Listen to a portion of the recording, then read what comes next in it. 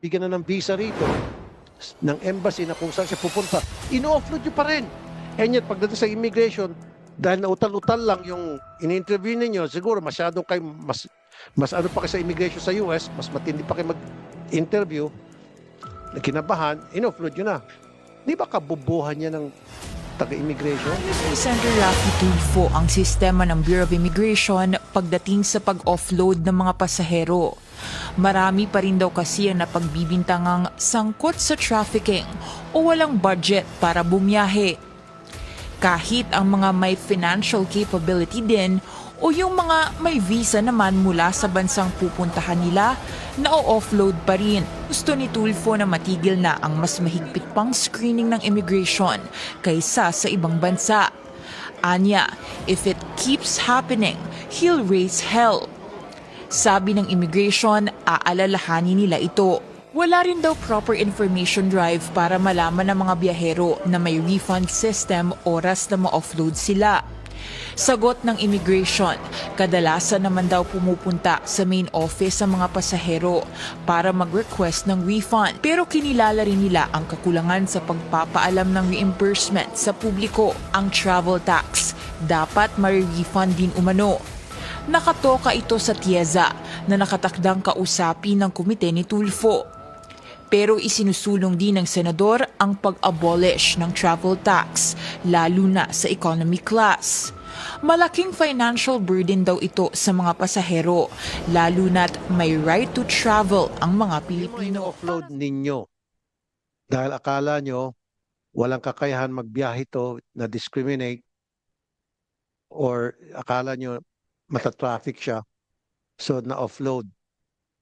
Sino ang nangyari niya pag na-offload sila, yung ticket nila is non-refundable. So, anong opinion mo tungkol dyan? Para sa akin, dapat ang magbayad niyan, immigration. In-offload nyo eh. Sir, as far as I know, and being one of the lawyers in the Bureau of Immigration, they have a process where they can refund the ticket They can Yes. refund from where? From the from airlines? the Bureau of Immigration. But I'm not very sure on how they're going to do it. But are the passengers informed, properly informed? Because there are passengers, many of them already came to my radio stations and they complained na, sir, na-offload ako, hindi ko na ma-refund yung ticket ko. So, yan pala, meron pala since 2024, nasa GAA Act, GA Act, included special provision, reimbursement. So, dapat pag nag-offload kayo, sinasabi nyo doon sa na-offload na passenger na marirefund nila yung ticket nila. But they are not informed. Probably that's really what is happening right now for lack of information. Exactly. So, saan napupunta yung mga hindi na, siyempre, maraming hindi nakakaalam.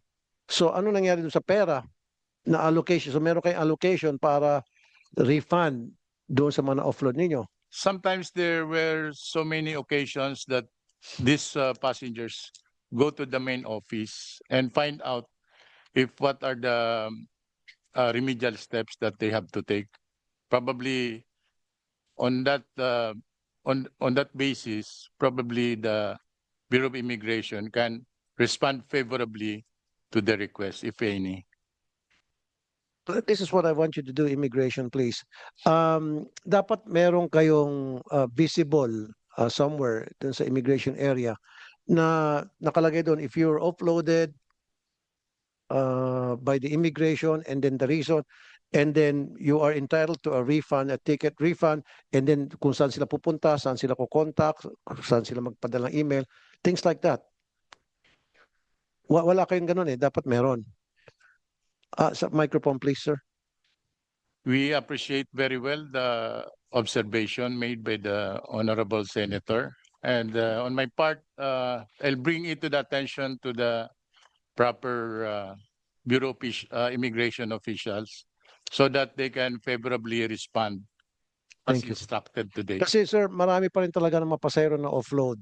Some of these gusto magbakasyon sa kamag-anak nila, whether is it Hong Kong or Middle East, na-offload sila kasi pinagbibintangan na sila ay mata-traffic o sila ay walang kakayahan na tustusan yung travel nila pagdating sa abroad.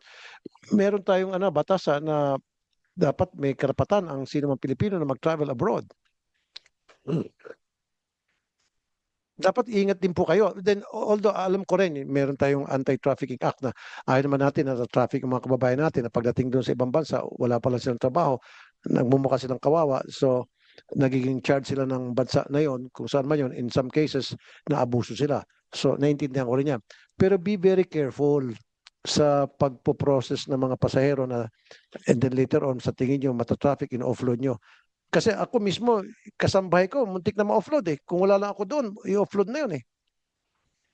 Yes, sir, because Kasi akala nila, sabi na nga na magbabakasyon ako sa Hong Kong, kasama ko yung amo ko.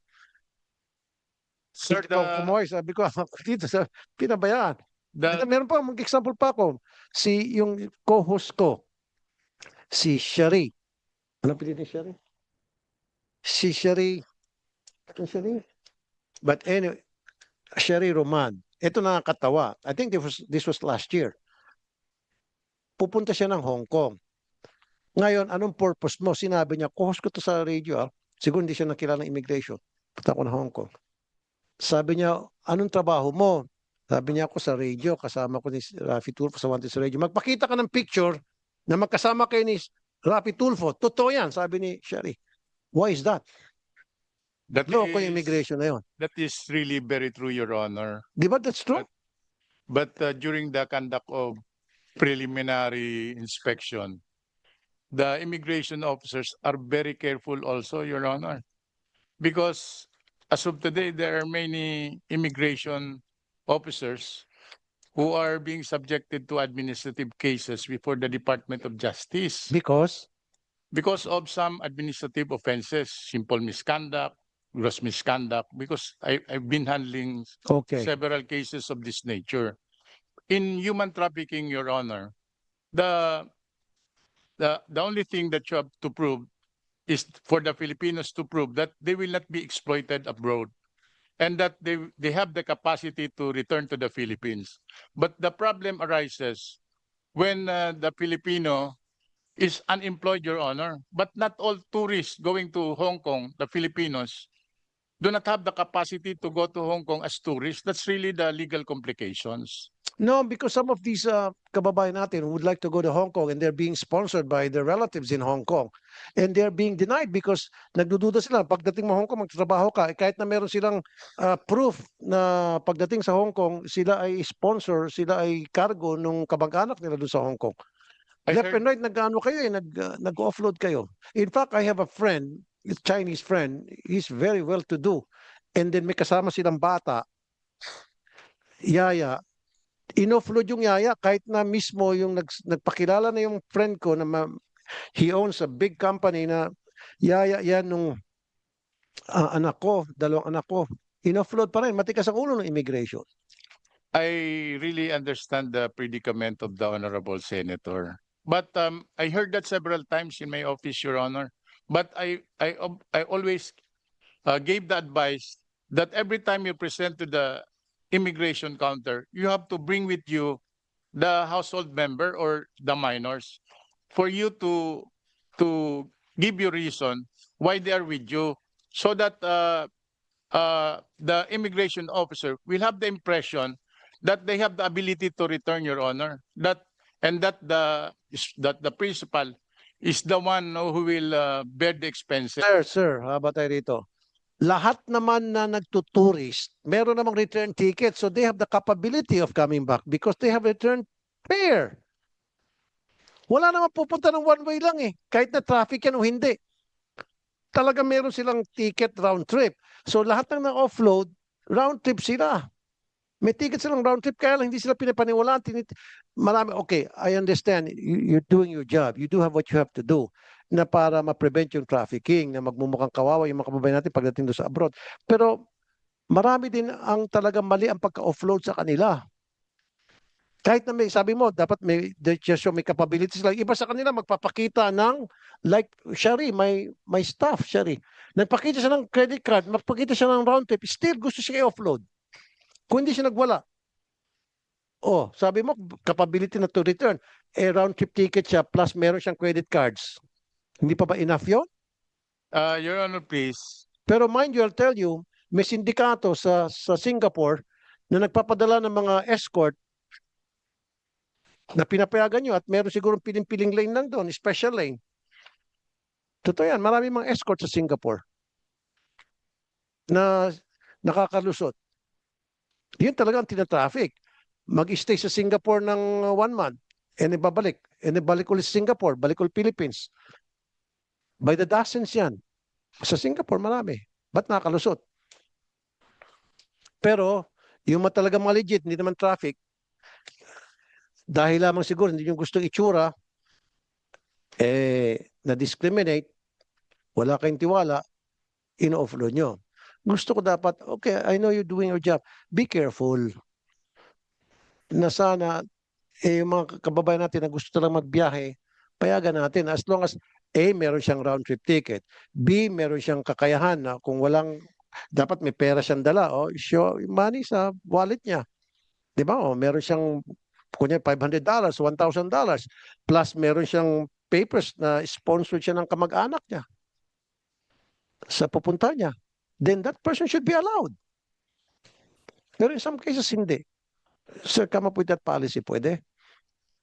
We will go into that direction, Your Honor. In fact, meron pang mga iba na bigyan na ng visa rito sa Pilipinas ng embassy na kung saan siya pupunta. Ino-offload nyo pa rin. Totoo yan. Nabigyan na nga ng visa dito sa Pilipinas ng embassy na pupuntahan niya, and yet pagdating sa immigration, dahil nautal-utal lang yung in-interview ninyo, siguro masyadong kayo, mas ano pa kayo sa immigration sa US, mas matindi pa kayo mag-interview, kinabahan, in-offload yun na. So pag meron ng visa coming from the country na pupuntahan ng ating kababayan, i-let go nyo na. Sana magan. Totoo yan. Dalawa ng tao pupunta sa akin. Nakalimutan ko na basta may visa siya. And yet, dinecline pa rin. Di ba kabubuhan niya ng taga-immigration? Na-screen na siya dun sa embassy. That person was properly screened. Nagpakita na siya lahat ng mga dokumento na siya ay capable na magbiyahe, maging tourist. Pagdating sa immigration natin, dininay. Pag meron na visa, sir, kunyari, whether US, kung ano man yan, Canada, huwag nyo na wala na kayong maraming chechiboreche, okay, sir? Totoo yan, sir. Kasi, nakalusot na siya dun sa sa embassy. So, I don't want to hear anymore na yung nabigyan ng visa, kung ano man yung lugar, mga bansa na may mga visa, di ba? Nabigyan ng visa na i-offload nyo pa rin. If that happens, I'll raise hell. Promise. Mark my words, sir. Okay, sir? Yes, Your Honor. Thank you, sir. Mr. Chair, sorry, Mr. Chair, if I may. Yes, sir. Sir, Mr. sorry. Alpas. Last. It was discussed by the gentleman from the Bureau of Immigration. There's a refund policy in case na na-offload, sir. Another tax, sir, that we see that's given to tourists, especially na na-offload, is the travel tax, sir. So in those cases, who do they go after dun sa travel tax that they paid? Of which, sir, we would like to reiterate, this is an undue. We see this as an undue tax on people that are traveling outside the Filipinos, especially those on a budget. So in those cases, sir, what happens? Who did they approach to get that travel tax back, sir? That's a very good point, Mr. Immigration. So dapat kasama yung travel tax sa refund. I'm not sure, Your Honor, where the travel tax goes. If it is the Bureau of Immigration who receives that.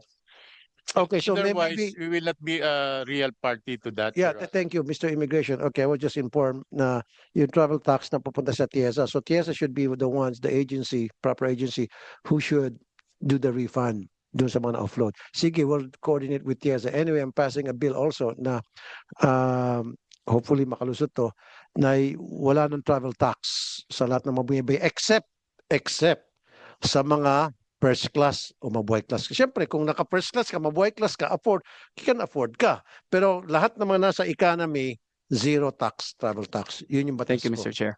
Yeah. Okay.